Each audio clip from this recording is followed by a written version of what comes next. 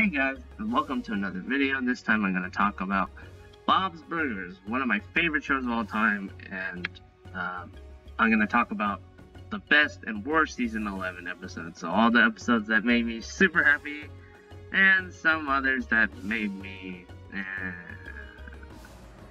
Let's get started. So at number 5 is Mr. Lonely Farts. This was a difficult decision to make.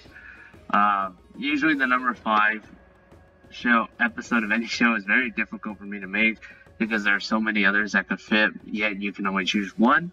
And this is the one I chose for a few reasons. I generally don't think any of it is interesting until Gene gets locked into the basement, and from there on it's actually really good. But until then, like the last 6 minutes, it's mostly nothing. It's not interesting in my opinion, so that's why it's on the list. It was a solid episode. Even for worse, when the show tends to be watchable at least, and this was surprisingly pretty solid. But yeah, it had to be number 5. I enjoy being with people, maybe too much. And Ken is a delight, but maybe kind of a crutch. I didn't think I'd feel this way till I was grown, but it turns out I'm fine being here on my own. At number 4, we have Diarrhea of a Poopy Kid. This is an anthology episode.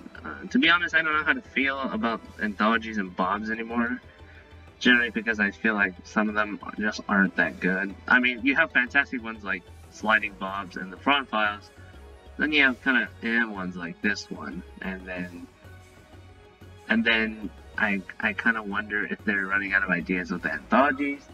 I mean, to be honest, the last one is really nice because it ties into Bob cooking food for Gene and his love for his son by cooking him food. It ties their relationship and their bond in through Bob cooking food for his son, and I thought that was really sweet.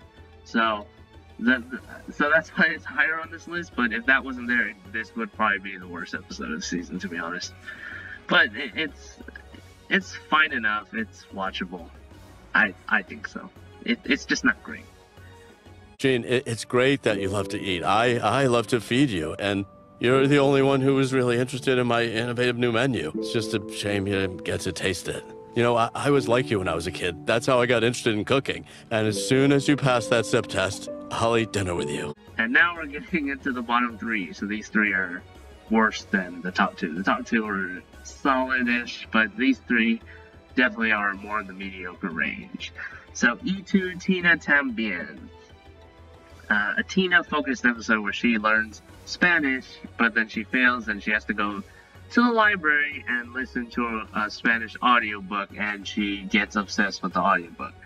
So I'm just gonna start out by saying I never thought her obsessions with inanimate objects or stuff that's not people was ever interesting or funny. Like there was an episode in season 9 called Every Which Way But Goose where Tina's somehow obsessed over a goose. Like, she acts like she's in love with the goose. And yes, while I didn't think that was all that great, its story at least kind of moves along in somewhat of a good flowing way. Whereas here, it's a little bit jittered because it jumps from Tina forcing herself to listen to the audio recording at first, then she falls in love, and then she fails Spanish on purpose just so she can listen to it. And it kind of jumps between that and the subplot, which has Louise and Gene trying to duck Mr. Frond, but they're so bad at it, and it doesn't really do anything with it either. It jumps from that subplot, and it goes back, and it tries to tie into the main with Louise getting upset that Tina's failing on purpose, and she finds out. But it's just not funny and not interesting in like the slightest. I thought this episode was really mediocre. A picnic in the park? Sí. ¿Te gusta el pan con queso? Me gusta cheese and bread, and I think me gusta you, Rodrigo. Yo te enseñaré cómo jugar con el frisbee. I will show you how to play with the frisbee. Oh, okay. But there's worse. You got Some Kind of Fender Bender for number 2. Bob gets into a car accident right outside the restaurant, and who's to blame? Oh, guess what? It's Bob, because he took the blame. Like seriously. I mean, to be honest, I love that Bob's Burgers is a family-friendly adult animated show, but I feel this episode felt like something you get from like an after-school first grade episode, like something first graders would watch and they learn a lesson from it. Like they're learning about responsibility, so they sing like a whole song, like how Barney would sing something about learning how to do something, or he'd sing I love you, you love me, you're special, you're very special. It feels like that, and I feel like it's kind of not in the tone with the show, because yes, the show is family friendly, but it's not like a show where it's specifically catered to first graders, and I feel like the last 3 minutes really pandered to that, and I think that was a major problem. On top of that, it's also not funny in the slightest.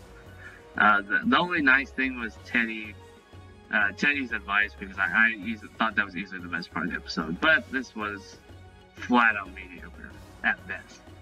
All I'm saying is, in my experience, you only have a few minutes till the police get here. So you need to make the words coming out of your mouth good ones, not bad ones like they just were. I'm just trying to help you cover your butt. That's the brand of pants he wears. Help you cover your butt. Teddy's right. People can say whatever they want. Otherwise, it's just he said, she said. He said, she said. It's one of those. But it's not the worst one. We got Mommy Boy, which is number one for various reasons. I didn't like Jane's clinging obsession to his mom, and it only got worse, and it only made me dislike him more. But I can realize that I feel like his characterization has been more inconsistent over the years, because the writer. I'm not sure if it has anything to do with the writing team. Maybe they're. I don't want to say they're running out of ideas, because some of the best episodes that I'm going to talk about later on definitely don't prove that. I just think maybe somehow they maybe forgot about his characterizations, and that they just thought, oh, he likes Linda, or like he's obsessed with his mom, so let's actually make an episode where he clings onto her for the whole 22 minutes. It's just uncomfortable to watch. Like, I know I rated this episode better when I first reviewed it back in December, but with the rewatch, I realized I didn't like it. Like, I didn't really like it. Turns out the only punch I'm good at is the Hawaiian kind. Actually, I'm not that good at that either. I put too much water in it. Great. I'll definitely show you some stuff. Hook, jab, uppercut, boom, boom. Just kidding. Boom, boom's not real. We know. But the worst of Bob's is watchable, I think. It's just mediocre at best. It's not like Family Guy, where like the worst of Family Guy is like outright terrible. Like I when I did the Family Guy season 19 review and the Simpsons season 32 review lists, the number one worst in those shows was actually terrible. But like with Bob's Burgers, I don't like Mommy Boy, but I don't think it's a terrible episode. It's not even close to being terrible. It's just mediocre. So I've gotten the negative out of the way. Let's jump into the positives. Die card or card trying at number 5. Like number 5 worst, this was a difficult decision to make, because I think there were some episodes that slightly missed out, such as She-Shank Redemption, Romancing the Beef especially. There was one more that slightly missed out. I think I forgot which one it was. But there were like 3 episodes that slightly missed out on being on the list. And I think it was a difficult decision to make, because I think the show's 11th season doesn't have as many great episodes as you think it would have. I mean, I think Die Card or Card Trying has really grown on me over the years, but I wouldn't say it's an episode that I think is amazing or anything. It's pretty dang good, but it's number 5 because it's only grown on me with rewatches. When I first reviewed Die Card or Card Trying back in March, I didn't really think much of it, but rewatching it now, I know that it's a good episode, because I really like Linda's determination to get that family photo, to do no matter what it takes, even if they have to walk 90 minutes in the cold just to have it. It's amusing and interesting in that sort of way, especially when she gets stuck in the rock in the final act and Louise has to solve the puzzle to try to get her out. It's just, and they eventually get their family photo, and it's pretty sweet. Oops, wait, is this on 10 seconds or 3? Hold on. I pressed the timer. Why did it take a picture? Len, do you want help? No, I got it. Oh, come on. Here, let me try. Okay, I think we're set. Butt shot. Night. Fingers Loose at number 4. This is a Tina-based film noir style episode, which I really like for a lot of reasons, but I'll start by saying this is probably the most fresh concept this season, or one of the most fresh concepts this season. I've never seen Bob's Burgers do an episode like this, and it proves that the writers still have what it takes despite 200 episodes, and they're still going pretty dang strong, which I'm super proud of. It's why Bob's is one of my favorite shows of all time, and this episode is no exception. It's great from start to finish. It's engaging. I like Tina deciding, oh, should I report or should I not, when she realizes she also likes the finger dance too. And it really gets me thinking, what's she gonna do next? And it's not very predictable like a lot of other sitcom style episodes, which is why I liked it. I had flown too close to the sun. In this case, my mom's son, and also her daughter, who happened to be my brother and sister, and they didn't want anything to do with me. Louise switched seats at dinner so our elbows wouldn't bump. Sure, Jean still invited me to serve him bubble bath chicken nuggets, but we didn't have our usual bubble bath chicken nugget banter. It was all business. The Terminator 2, Terminals of Endearment at number 3. Bob and the kids and Linda visit their parents at the airport, visit Linda's parents at the airport, but then somehow they wander around and they get lost. So this episode is great because I like the change in setting, like Die Card or Card Trying, but it's way more funnier than that one, and it's interesting from start to finish. I think Die Card or Card Trying started out a little bit slow, but this one starts out strong. It starts out at the restaurant, and then Linda's parents call her to pick them up at the airport. So they go, and they find one of them, and the other one's stuck. And then once they get both of them, one of them wanders off, and it's like an adventure just to find him. It's like, I really like the adventure. It's fast paced, but it's also a lot of fun, and the change in setting is really, really nice.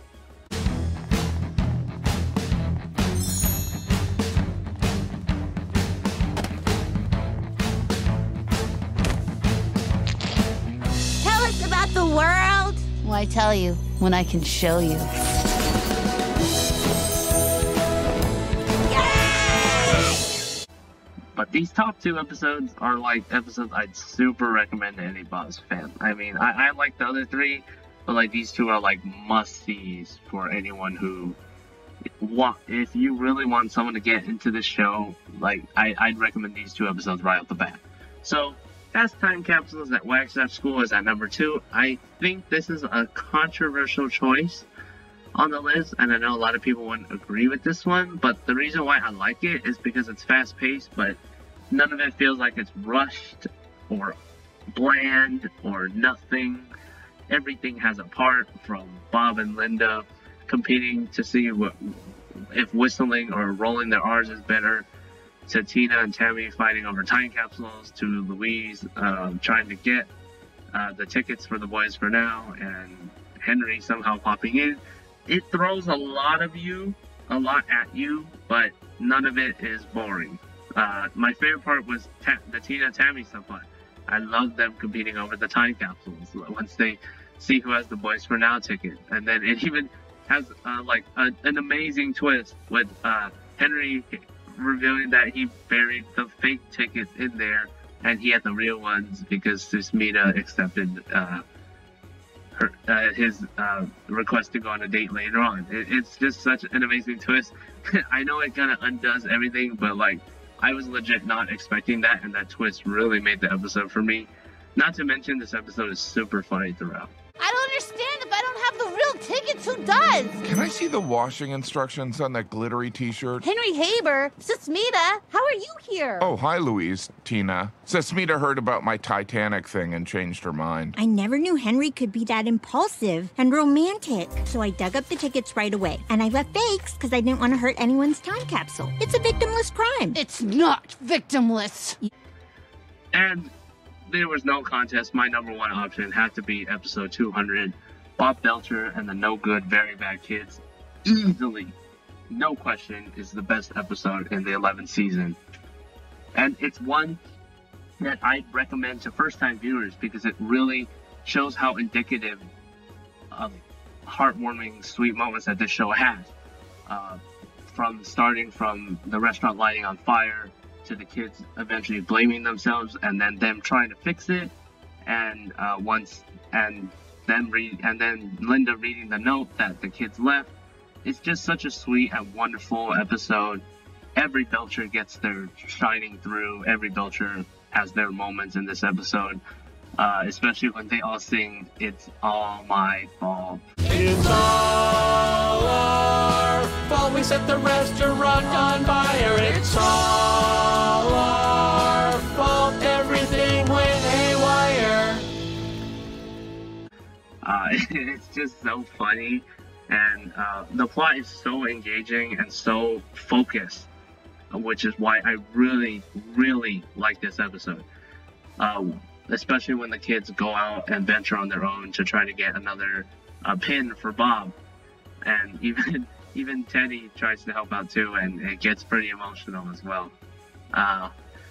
But my favorite part of the episode had to be Linda reading the note that the owner of another restaurant gave to her after Tina and Gene and Louise left it out there after they decided not to break into the restaurant to steal their clothespin or something like that.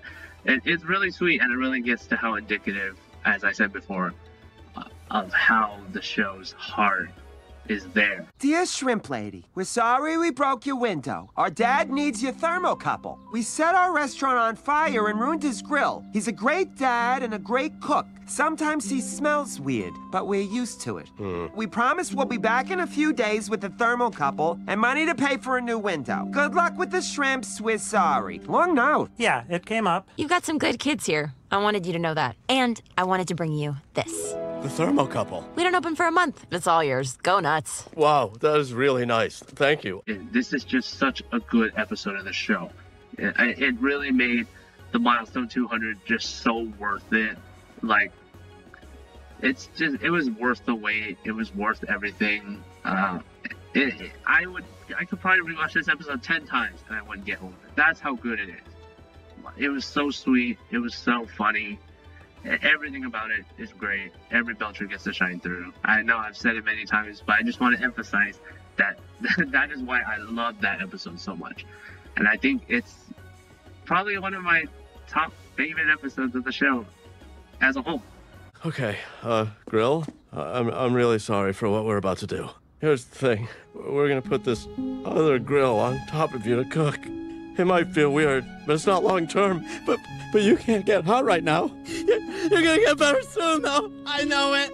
Just shut your eyes. Daddy, let's just do it. I'm crying over here. Overall, as a whole, in terms of season thoughts, I think this season is a downturn from the last two, which were already a downturn from the show's peak. Generally, I consider the peak of Bob's Burgers to be seasons 2 through 8. And then 9 and 10 are actually pretty good too, and then pretty great. And then 11 is good, but it's disappointing for this show's high standards. But that's what happens when you set the standards of a show so high up that you're disappointed when the show is good because you're expecting it to be great. But I'm fine with the show being good still. After 11 seasons, they still managed to make a good, enjoyable show overall. And it'll still be one of my favorite shows of all time. So, I'm leaving it with this, that this was a pretty good season, and I don't think it's as bad as people are saying it is. So, those are my thoughts on season 11 of Bob's Burgers and my list. What did you think about my list? Maybe you like different ones than me. Maybe even share your list. And see you around.